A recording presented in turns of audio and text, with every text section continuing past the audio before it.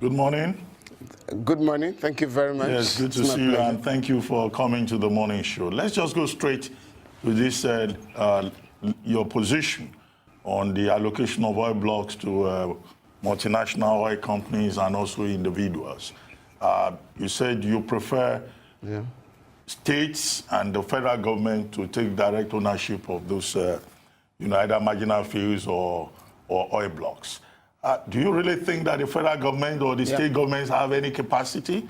The same governments that cannot manage refineries, that cannot maintain basic infrastructure? And do you not think that what you are proposing is likely to create other problems of its own in terms of even how that allocation can be done? Well, my experience, with profound respect, I have clients and friends, in the system who have been allocated a block. And my experience is that these guys simply go to Beijing or London or Paris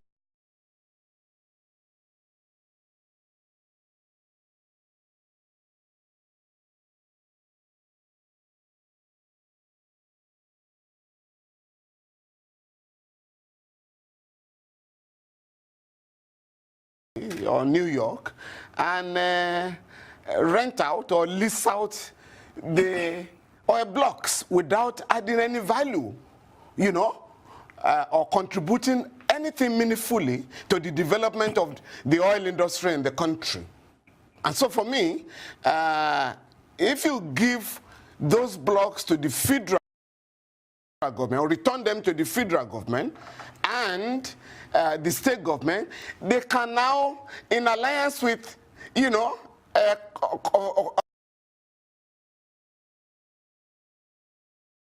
companies that have capacity, and that is why the federal government has entered into some joint venture agreements with companies, to mine the resources and develop the oil and gas industry. And then the money that is made will go to the federation account or the account of the federal government or the state government. But a situation whereby, I give an oil block to my friend or political party members, and they sell them, rent, that is, what we have is, rent collection. Rent collection. And it is better that such rents are collected by the federal and state governments to pay salaries and develop the country, infrastructural development, instead of enriching a few people, who some of them have confessed that they do not know what to do with the money. Haven't rented out, haven't leased out our oil blocks, which, by the way, are the collective property of the country. And I expect that my suggestion will allow us to go back to the drawing table. The National Assembly will have to come in. Because if you look at Section 44, subsection 3 of the Constitution, it does provide that the oil resources of our country, mineral resources of our country, and other natural resources, gas resources, will be taken over by the government, federal government. They shall be vested in the federal government and managed in a way that the National Assembly may deem fit by making a law.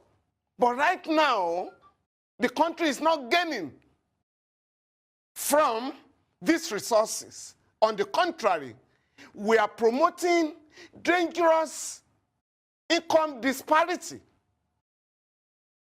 Well, Some people are smiling to the banks at the expense of all of us, while the country is getting poorer. Isn't there a contradiction in all of this? I see the socialist, perspective.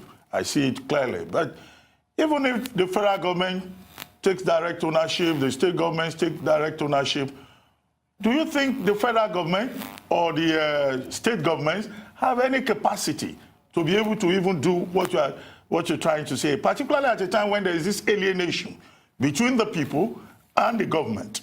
What is the guarantee that the long-term objective that you are talking about of ending rent collection can be achieved with the model you are proposing? The model I'm proposing will make us to sit down and look at the best way to manage the oil blocks. And the point I'm making is this: right now, those who are allocated the oil blocks are not managing them. They simply rent them out, and that's not beneficial to the country. And the point I'm making, therefore, is right now, the federal government through the NNPC and NPDC manages some oil blocks where the capacity is not there, right? They combine with foreign companies that have the fund or the capacity. But a situation where this is given to individuals is dangerous for the country. Income disparity is causing problems for our country. And we must look at the root cause of our poverty. If individuals are collecting the rents, why are they not being collected by the federal government and the state government? Why should the federal government be taking loans every year to fund the budget, to pay salaries and allowances to public officers?